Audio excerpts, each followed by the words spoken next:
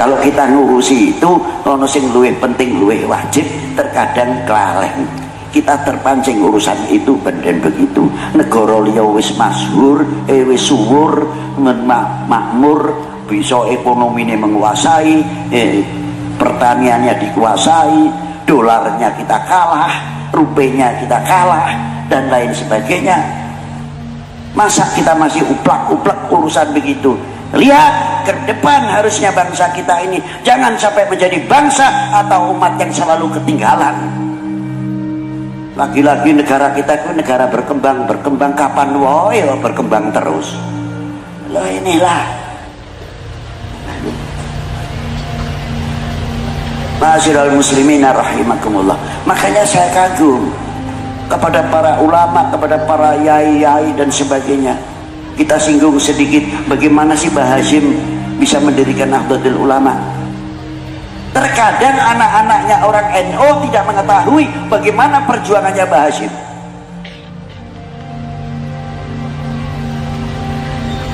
Bagaimana kita bisa membuat kader ke depan.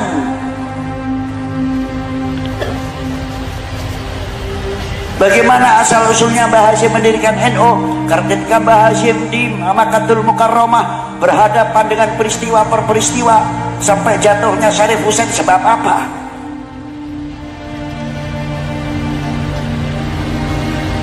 Itu.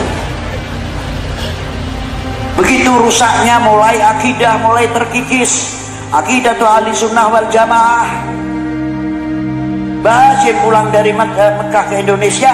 Satu sisi bagaimana harus menyelamatkan akidah, tapi satu sisi harus memerdekakan bangsa ini dari belenggu penjajah dan kebodohan. Itulah pemikiran-pemikiran ulama-ulama kita. Sekarang kemana? Nah, maka dari itulah, ayo anak-anak kita biar mengerti bagaimana sejarahnya para beliau-beliau.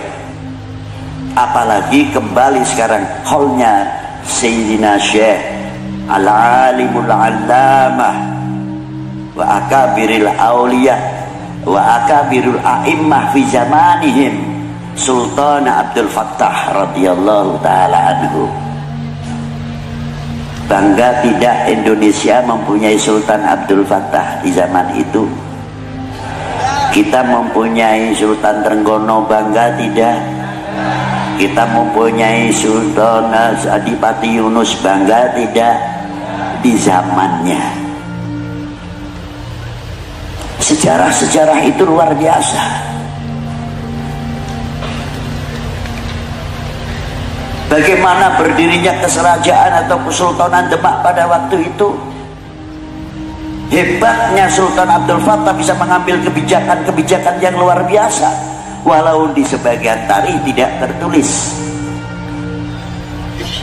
Kepedulian beliau terhadap tanah airnya, walaupun pada waktu itu belum merupakan Indonesia, masih berbentuk Jawa dan di bawah Majapahit.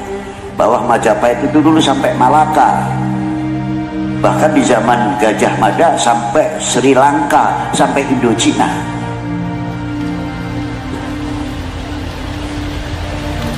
Nah, di zaman Sultan Abdul Fattah, pada waktu itu dijatuhkannya ayahandanya oleh patihnya sendiri, Lindrawardana, sehingga beliau sampai ngungsi di Gunung Lawu. Terpaksa Sultan Abdul Fattah mengirimkan pasukannya, harus berhadapan dengan orang yang menentang kepada negaranya, ialah Majapahit pada waktu itu. Tapi karena perselengkapan belum sempurna, terpaksa tertunda. Plus juga waktu ketika membangun Masjid Demak pada waktu itu juga berhenti karena masalah itu. Itu asal-usulnya.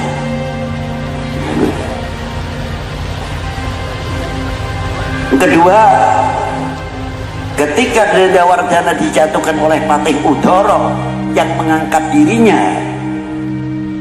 Brawijaya ke-6, mulai dari situ Sultan Abdul Fattah karena melihat perjanjian dengan Portugis untuk saling membantu menyerang Demak. Sultan Abdul Fattah berangkat, hancurlah Patih Udoro dengan pasukannya. Beliau terus menjemput ayahnya di Gunung Lawu untuk dipersilahkan, monggo Kang Romo jumeneng lagi. Tapi Brawijaya sudah cukup sepuh, ingin menjadi orang yang mandito. Akhirnya dari situlah beliau mulai menekuni ibadahnya yang luar biasa. Sultan Abdul Fattah membuat satu kebijakan, karena kakak adiknya banyak, tidak mau akan menjadi warisan, berebut waris, maka Majapahit diserahkan kepada kakak-kakaknya. Lebih baik Sultan Abdul Fattah ke Demak bagi membuat satu kadipaten Demak pada waktu itu. Itu bijaksana yang luar biasa. Hal ini juga dilakukan yang sangat luar biasa. Siapa beliau? Kanjeng Sunan Kudus. Dengan bijaknya Kanjeng Sunan Kudus, Pangeran Poncowati akhirnya menyerahkan kerajaannya. Kalau saya mungkin pribadi saya ngomong, wis dikai kerajaan duweni wilayah. Sapa wong sing ora pengin dadi ratu?